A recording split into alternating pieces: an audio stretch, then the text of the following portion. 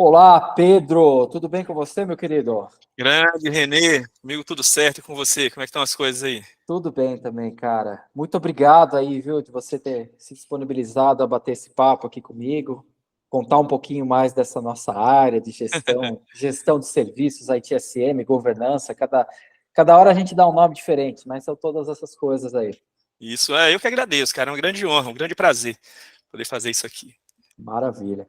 Pedro, eu acho que a ideia desse nosso bate-papo é mostrar um pouquinho para o pessoal que não conhece essa área, que está saindo de uma graduação agora, ou de repente trabalha já numa área técnica há muito tempo e está tentando ver novos horizontes, né? E não conhece muito do que é trabalhar com gestão de serviços, esse tipo de coisa. Então, a ideia é a gente bater um papo aqui. Eu quis trazer pessoas que realmente trabalham no dia a dia, dentro das empresas, né? Porque o meu caso é um caso, é uma aplicação só de como trabalhar com gestão de serviços. E eu gostaria de mostrar vários cases de atuações diferentes, empresas diferentes, com perfis diferentes, senioridades diferentes. Então, a ideia é essa, tá bom, cara? Ok, ok.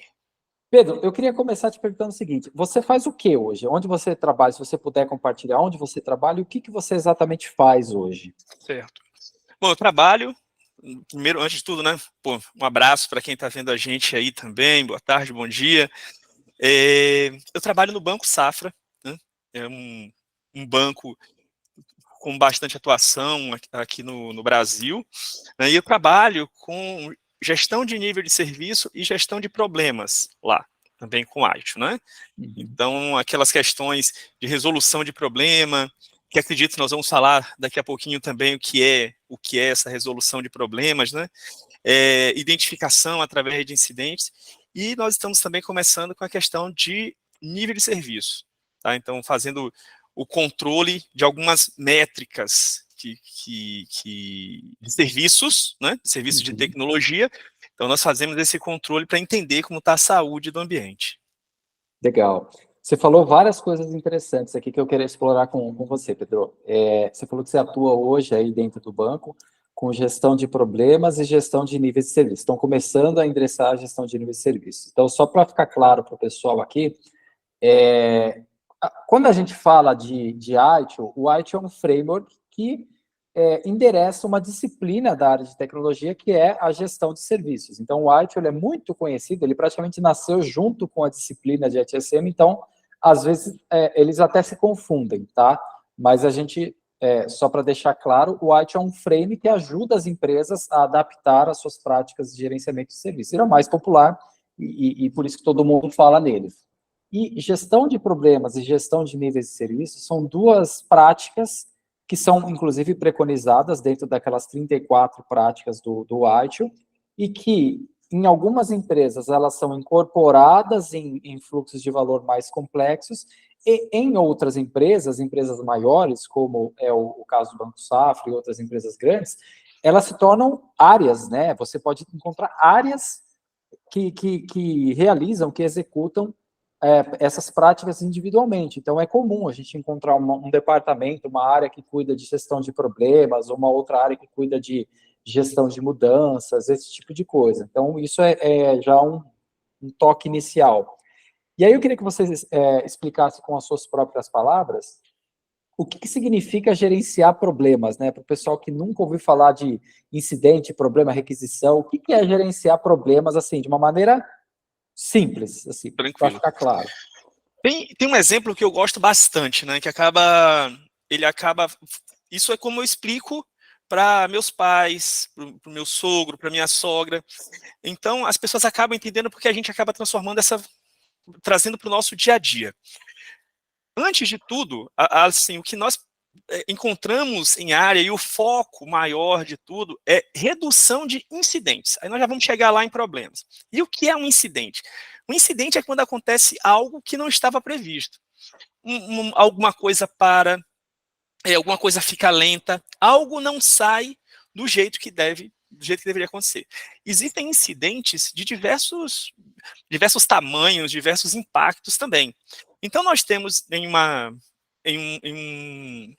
um local tecnológico e dentro de uma empresa, na realidade, não só nessa área tecnológica, mas na empresa inteira, incidentes que pode ser uma impressora que embolou o papel. Aquilo ali é um incidente, parou. Aquele serviço que a impressão que aquela máquina presta, né? Ela foi feita para isso, para executar esse serviço, ele não funciona. Isso é um incidente. Pode ser outro. Pode tudo parar. Você tentar acessar um site, não conseguir. Muita gente que está nos ouvindo neste momento, com certeza já passou por isso. Entra num aplicativo, ele não funciona. Aquilo é um incidente. Naquele momento tem uma galera quebrando a cabeça. E aí, o incidente, ele pode se tornar um problema, né? Esse termo, inclusive, nem é legal, virar um problema, isso não se usa. Mas nós identificamos estes problemas. E como esses problemas, eles aparecem? Porque às vezes o cara fala, pô, minha impressora, eu tô com um problema aqui, minha impressora não está funcionando. Para a gente, esses termos são diferentes. Pode ter um incidente crítico, por exemplo, que um incidente só crítico aconteceu, e é claro que o ITIL são boas práticas. Então, as pessoas vão ler, entender sobre o ITIL e trazer para dentro da empresa o que funciona melhor. Não é uma coisa engessada. Então, alguns lugares têm, por exemplo, um incidente crítico. Aconteceu um incidente que parou tudo.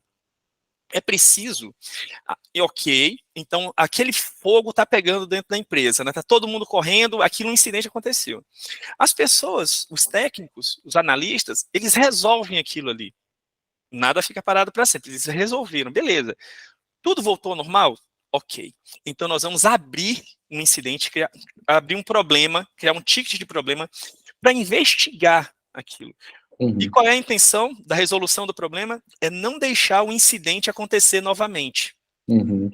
Então, imagina um cara tem uma concessionária, tem 1000 carros funcionando para ele. E ele começa a perceber que os carros estão furando o pneu, os carros que executam um serviço dentro de um bairro específico.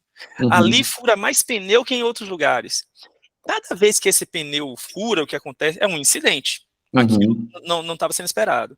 Então, o cara vai lá, abre um problema para tentar identificar. E ele percebe que ele está passando por uma rua que tem muitos buracos.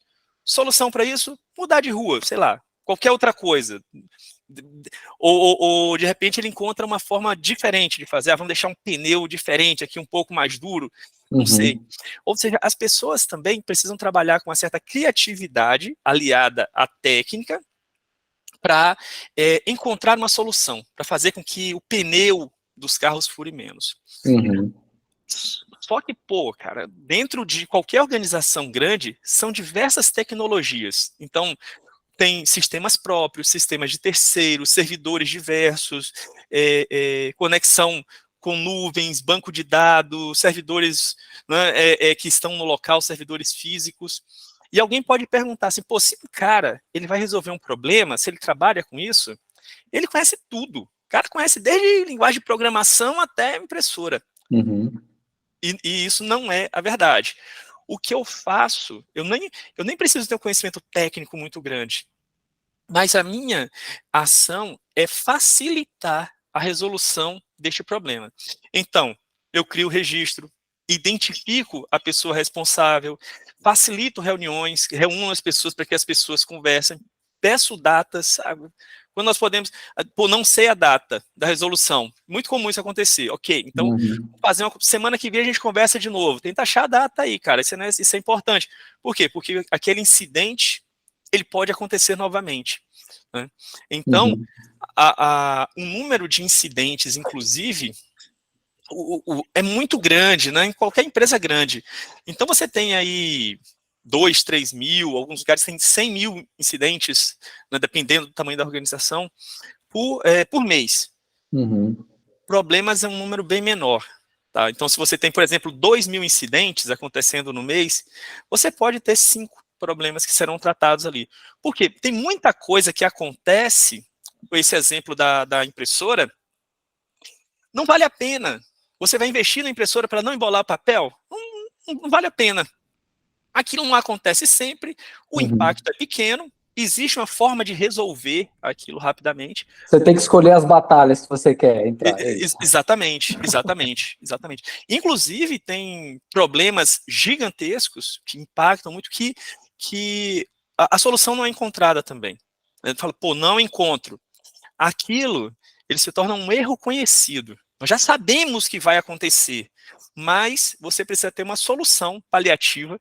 Olha, isso aqui pode acontecer de novo. Se acontecer, o que a gente faz para resolver isso rapidamente? Um exemplo aqui bem bobo. Reinicia o servidor, sei lá. Sabe? Faz algo para aquilo voltar e fala, pô, isso aqui não tem solução, uma solução, esqueci o termo agora, mas não, ele tem a solução de contorno, não tem uma solução Solução definitiva. definitiva. Exatamente, ele não tem uma solução definitiva, mas tem uma solução de contorno, e essa solução de contorno ela pode ser utilizada. E por que você pode optar por uma solução de contorno? Os técnicos, eles podem não achar, pô, mas o cara, acontece, ou então aquilo ser muito caro. Voltamos ao exemplo da impressora. A impressora, sei lá, uma vez a cada 15 dias embola papel. Pô, vamos comprar uma impressora que custa 5 vezes mais só porque ela não embola papel? Não, deixa ali. Tira quando acontecer, já sabe qual é a solução de contorno, abrir, tirar o papel e ela continua. Claro que quando a gente fala assim, impressora, tal, são exemplos leves, né? Porque, como eu falei, incidentes acontecem de todos os tamanhos. Né? Eu entendi. Acho que foi bom isso que você falou, porque mostra uma das facetas da gestão de serviços, que é, por exemplo, gerenciar problemas. Então, olha só, você falou de uma prática só de gestão de problemas que ajuda as empresas a definirem condutas, se é que eu posso chamar, condutas de como agir em determinados casos. Olha, se você tiver acontecendo uma falha muito grave, você usa essas condutas sugeridas pela gestão de problemas para endereçar isso. Se forem coisas que se repetem, a mesma coisa. Se forem coisas que você quer até mesmo evitar que elas aconteçam, que é a gestão proativa de problemas, existe uma conduta também. E até mesmo nos casos onde não há o que ser feito, existe uma conduta também, que é você trabalhar com os erros conhecidos. Né? Então, isso aqui é só uma pequena demonstração do quanto é abrangente esse universo de gestão de serviços. Você está falando de uma das práticas só, né, de uma das possíveis atuações para quem trabalha nessa área, certo? Exatamente. E aí você tá usando um termo aí que eu acho interessante a gente deixar claro também, prática. Né? O que é a prática? Muita gente que vai começar agora com ITIL, né, com gestão de serviços, ele vai encontrar duas palavras que às vezes as pessoas se detêm um pouco ali, que é processo e prática. Antes o ITIL usava essa questão de processo, sempre processo, mas depois eles perceberam que a condução de tudo isso não é só o processo. Envolve o processo, mas é maior, porque tem outras funções, tem as pessoas que vão trabalhar junto. Trabalhar junto para conduzir toda a gestão de serviços. E o que diferencia, aliás, e por que é necessário ter tanto processo como prática? Você falou uma coisa interessante. Isso, o ITIL, né, o framework que vai ser utilizado, ele fala, olha, essa é uma boa, fazer assim é legal, fazer assim é legal. Não tem nada duro, definido. Mas quando uma organização pensa, vamos fazer dessa forma sempre, ela precisa descrever aquilo, para que todo mundo tenha essa visão. Isso é um processo. Ela pode ter um procedimento para resolução de incidentes, para inclusão de pessoas na rede. E tem também os processos que dizem, olha, para identificar um problema, eu vou tratar dessa forma. Por exemplo, gatilho para abrir problema, sei lá, 5 incidentes em um mês, repetidos. Tem gente que usa 3 na semana, então, bom, aquilo ali fica documentado. Depois que a empresa adota aquilo ali, ok, nós vamos seguir isso, e aí ele está descrito, todo mundo está de acordo. E nós vamos seguir esse processo para sempre, essa forma de fazer? Não, o processo ele muda. Não, ele pode mudar. Você vai vendo que aquilo que você definiu não era tão bom assim. E pega exemplo de outro lugar e fala, olha, acho que assim vai funcionar mais. Então você muda essa forma, né, de trabalhar, que seria o processo. E a prática, ela já coloca todo mundo, todas as funções juntos, porque a prática, você criando aquilo, você vai trazer o que a empresa espera, que é o valor. A redução desses incidentes, aumento de disponibilidade, é o valor que as boas práticas trazem para a empresa, né? Perfeito. Perfeito, Pedro. Cara, obrigado. Aí a gente explorou bem aqui a parte mais técnica desse trabalho.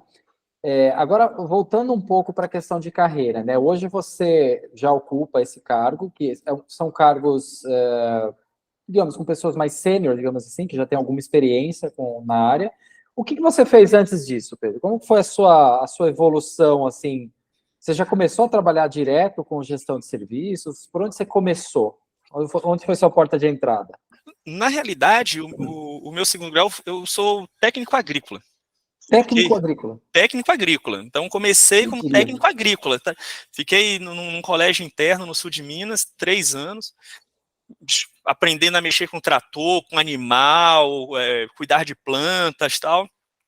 E foi essa a minha formação. Eu morava em uma cidade do extremo sul da Bahia chamada Eunápolis, que tem uma empresa que produz celulose, né, que é a Veracel Celulose. Então lá tinha muito campo para técnico agrícola, porque são áreas imensas com plantação de eucalipto e com outras coisas também que eles precisam fazer para não só plantar eucalipto. Então tem uma área de atuação muito forte. E eu acabei, foi interessante também, que eu acabei chegando lá, né, chegando aqui na realidade, mas antes até o almoxarife eu fui. Então trabalhei na Volvo como almoxarifado. Uhum. E consegui entrar, eu comecei a estudar em 96, mas assim, como quem estudar tecnologia, né? Eu fiz um curso de MS-DOS, Lotus 1, 2, 3, e comecei a gostar disso, a trabalhar com isso. Aí acabei deixando essa questão de técnico agrícola um pouco para o lado, essa questão de ser almoxarife foi durante um ano, foi uma coisa, cara, você precisa fazer alguma coisa, então vamos lá. Até que eu consegui entrar em uma empresa que era terceirizada lá da Veracel, uma empresa chamada Nexa, que existe até hoje. E eu comecei a trabalhar com o que a gente conhece, né, field service, ou seja, eu carregava computador, ia lá, reiniciava. Que é o suporte presencial exato. de TI, né? O suporte presencial. Muita gente começou dessa forma, né? E trabalhando lá, né, eles começaram a implantar o ITIL lá. Era uma boa prática. Essa empresa, Veracel, ela era metade finlandesa, metade sueca.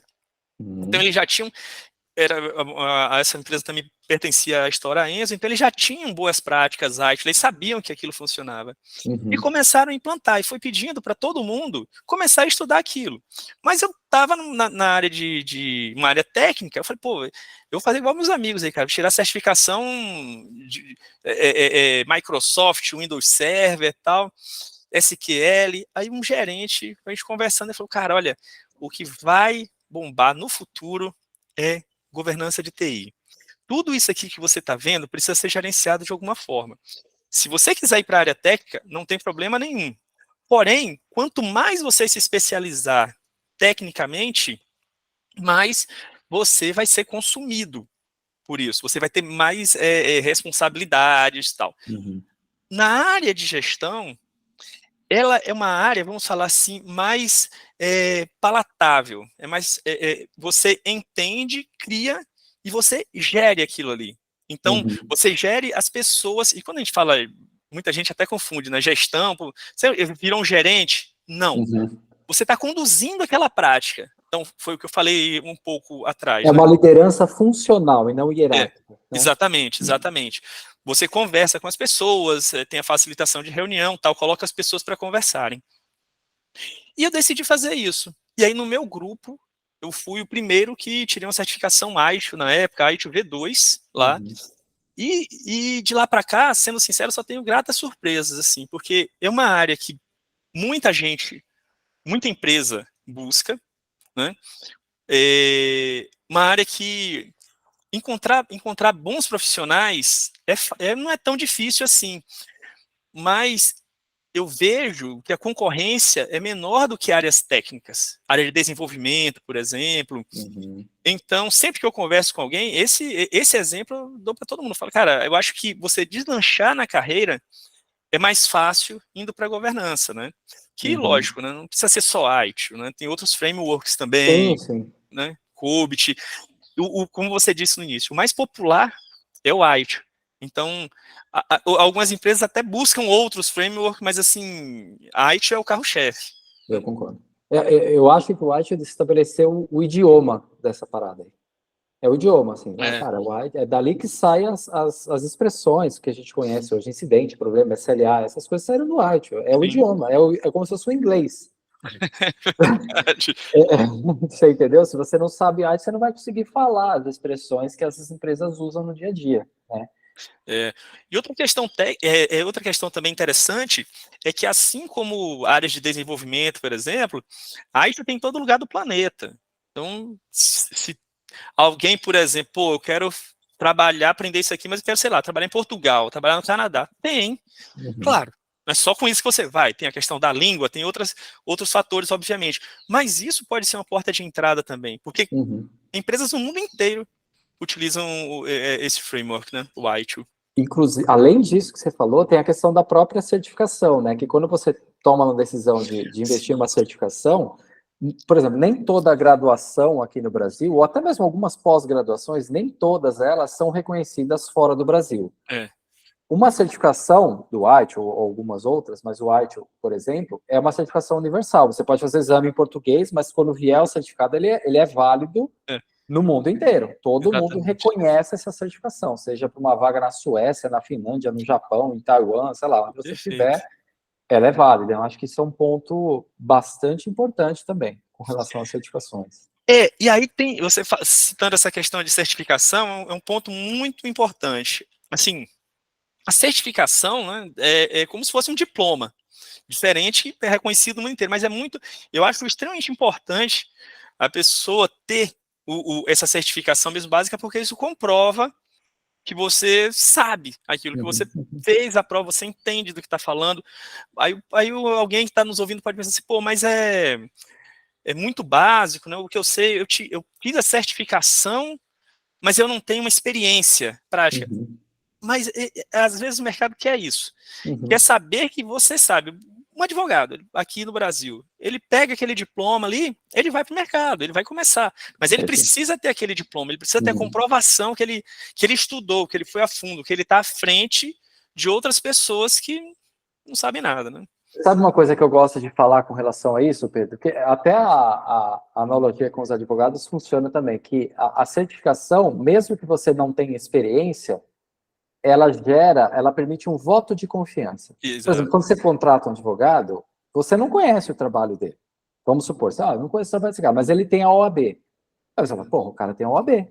Eu vou dar um voto de confiança, porque ele tem a OAB. Eu estou imaginando que ele sabe do que ele está falando.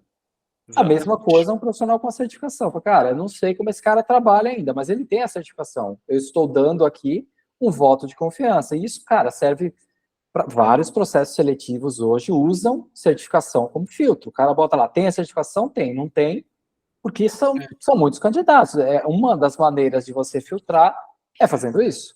E eu acho até que isso é uma vantagem com relação a, por exemplo, algumas áreas onde certificação não tem muita importância, por exemplo, áreas de desenvolvimento, onde o que faz a diferença é você ter um portfólio, você passar por algum outro tipo de teste, ou não passar por nada disso, você ter que ter alguma sorte que você não sabe de onde vem essa sorte.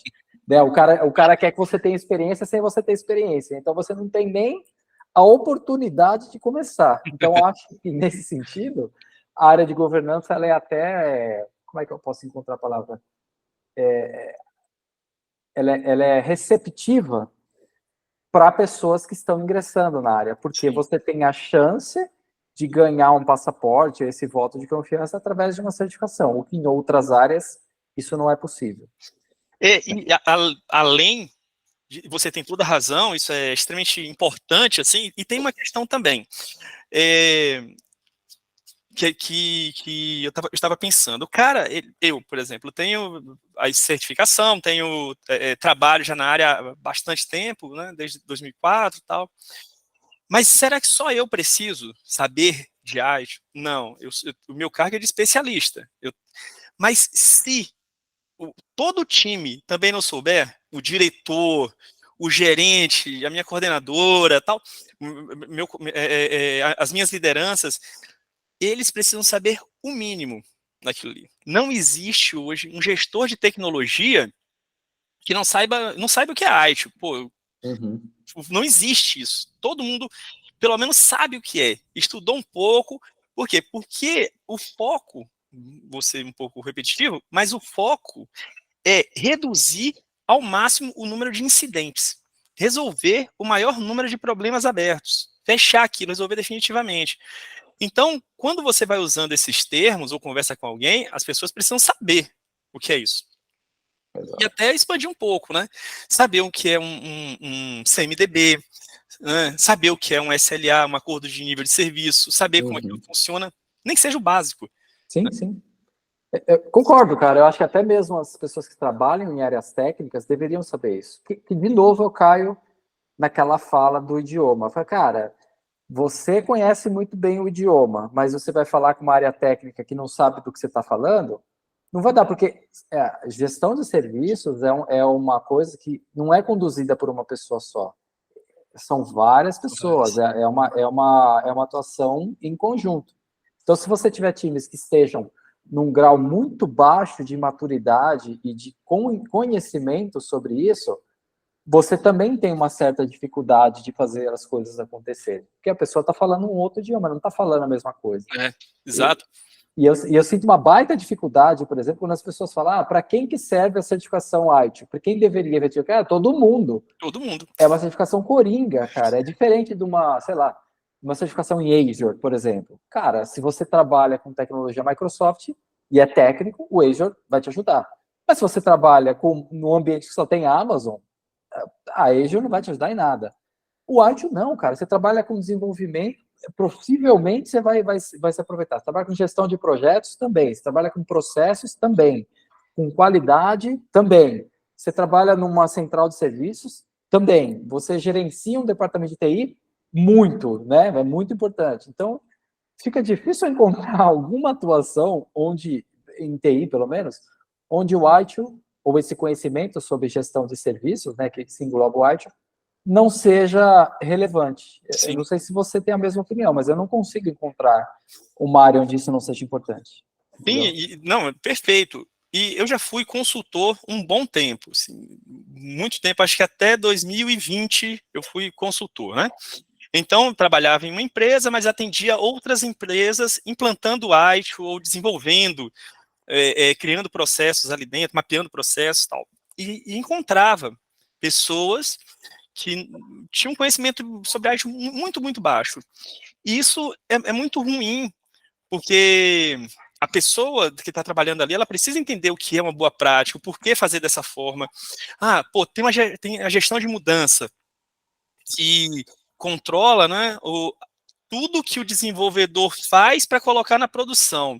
Se o cara, isso é uma boa prática, o cara ele desenvolve, testa, homologa, depois ele tem um controle, um momento específico, e até mesmo alguns pontos que ele tem que fazer um checklist para que aquele produto vá para a produção com uma possibilidade mínima de impacto.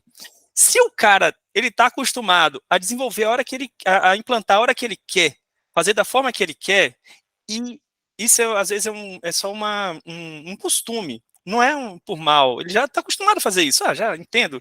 Aí dá um pepino aqui, o cara, putz, volta de novo, agora a gente conseguiu. Quer dizer, ele causou incidente, mas ele já faz isso há um bom tempo. Uhum. E às vezes para tirar isso da cabeça do cara é difícil, porque esse tipo de profissional, ele já tem uma certa confiança nele. Ele fala, não, negócio de mudança, cara, eu vou fazer do meu jeito aqui. Mas ele pode parar uma empresa inteira por um bom tempo. Pode. Por um bom tempo. E explicar isso, às vezes, é uma coisa difícil. Então, como consultor, às vezes, precisava fazer workshop, conscientizar para depois implantar, porque senão não dá certo. Sim. A parte interessante é que a grande maioria dos profissionais, quando eles percebem que aquilo pode trazer um valor, principalmente os profissionais mais sênior, né? Estou falando de um diretor, gerente, quando ele percebe que aquilo ali pode trazer valor, que é ter um impacto pequeno nas atividades, ele aceita. Mesmo que ele ache um pouquinho, isso aqui não era assim que eu fazia, mas tudo bem. Ele vai fazer porque ele viu que ele reduz a carga de trabalho dele, ele reduz o sofrimento, ele tem um controle maior sobre as atividades, sobre o que está rodando, né? Então, eles acabam percebendo esses pontos positivos e adquirindo essas práticas. Né? Perfeito, cara. Perfeita colocação. Pedro, para a gente fechar aqui nosso papo, cara, deixa eu te perguntar. Se você pudesse dar alguma dica para quem está ou começando agora, saindo da faculdade, meio que sem saber para qual área vai atuar, e com aquela. Quem está saindo da faculdade agora está recebendo um bombardeio de informações de que o cara tem que ser dev ou trabalhar com inteligência artificial, com machine learning, com big data, sei lá, alguma coisa dessas coisas que estão na hype, né? Para esse cara que está saindo e talvez não tenha muito desejo de trabalhar em áreas extremamente técnicas, e também para quem já trabalha com áreas técnicas e tem vontade de entender, de repente até migrar para a área de gestão, o que você, que começou em área técnica, assim como eu também, né? Eu também comecei na área técnica e migrei. Mas qual que é a sua dica para essas pessoas? O que elas deveriam fazer para tentar encurtar, né? Como atalho, se existe algum atalho para elas fazerem essa migração ou para elas entrarem direto numa área de gerenciamento. Qual que é a sua dica aí? Por onde começar? A primeira coisa mesmo, assim, além do básico, né? Estudar, procurar, pesquisar na internet, mas a primeira coisa que eu acho que é muito importante é fazer uma certificação, é tirar uma certificação, a ITIL. Por que você acha isso, Pedro? Porque eu acho que a certificação abre bastante porta no mercado de trabalho. É aquilo que nós falamos há pouco. Você mostra que você estudou aquilo ali. Você pode estudar sem ter a certificação. Mas vai existir uma diferença, porque para a certificação você vai estudar também. Aqui você também vai estudar e não tirou nada. Então, às vezes, como você falou, você encurta o caminho. Então, você tira a certificação. O interessante é que também essa área de governança está sempre evoluindo. Ela, assim como as tecnologias. Porque as tecnologias vão mudando, a forma de trabalhar vai mudando, percebe que pode fazer de uma forma diferente. Então, estudar e seguir boas pessoas, internet, LinkedIn e tal, é importante. Aí, nós já conversamos sobre isso antes, você sabe que eu não estou fazendo nada demais aqui, o que eu vou falar é verdade. Eu acho que um grande cara para seguir assim é você, sabe? O material que você disponibiliza lá na rede, eu acho que é super importante. Os cursos também que você disponibiliza também são importantes porque você tem uma boa. Você consegue explicar bem. Esqueci o termo agora. Didática? Uma boa didática, exatamente. Você consegue explicar bem. Então, estudo, certificação e estudo de novo, que é continuar na área. Se qualquer pessoa fizer um teste agora e colocar no LinkedIn certificação ITIL, buscando vaga, vai ver que para tudo que tem tecnologia, tudo, quase tudo, mas assim, tem a questão da certificação ágil. Então, o cara é desenvolvedor, certificado ágil. O cara cuida de banco de dados. E até um dia desse eu estava pensando, a galera sai da faculdade ou está começando agora, e, você falou, inteligência artificial. A inteligência artificial está bombando, todo mundo quer fazer. Me lembra muito a questão de dados. Há pouco tempo atrás, que todo mundo queria ser engenheiro de dados. Né? Era dado é novo petróleo, então vamos estudar isso.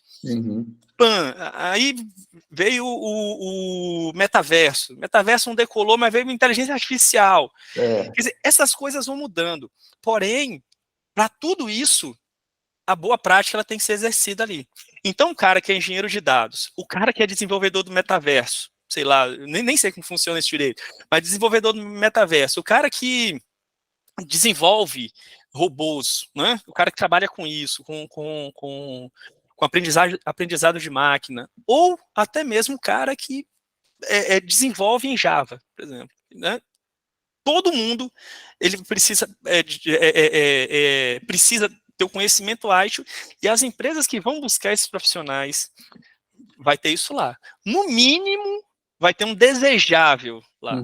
Mas eu não vejo mais vagas vagas técnicas, né, que não peçam ágil de alguma forma. Aliás, peçam boas práticas, conhecimento em boas práticas. Às vezes o cara também tem um COBIT e tal, mas se o cara quer ir mesmo para governança, e que é uma coisa que eu indico, porque eu até brinco com minha esposa, que eu tomei 4 decisões muito boas na minha vida. Né? A primeira foi para o colégio interno, A segunda foi estudar Aicho, cara. E as outras duas foi vir para São Paulo, e a quarta foi casar. Então, foi as melhores coisas que eu já fiz na minha Bom, vida. você falou essa aí porque você estava com ela, né?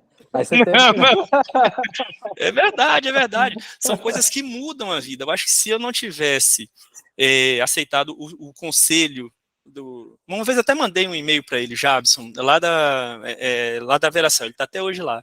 Foi ele que me deu esse conselho. Eu mandei um e-mail para ele agradecendo, porque isso foi algo que mudou minha vida mesmo.